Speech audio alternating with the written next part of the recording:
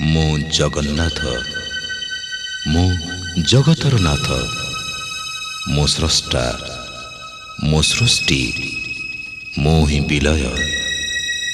ମୁଁ ହିଁ ଧାରଣ କରିଥିଲି ମୀନ ରୂପ।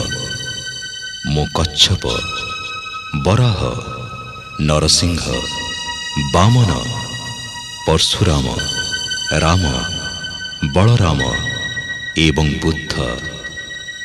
ମୁଁ ହିଁ ସୃଷ୍ଟି କରିଥିଲି କୁରୁକ୍ଷେତ୍ରରେ ମହାଭାରତ।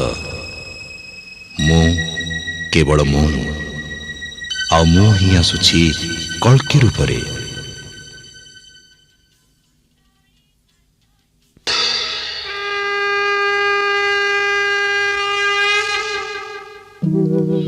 यदा यदा हि धर्मस्य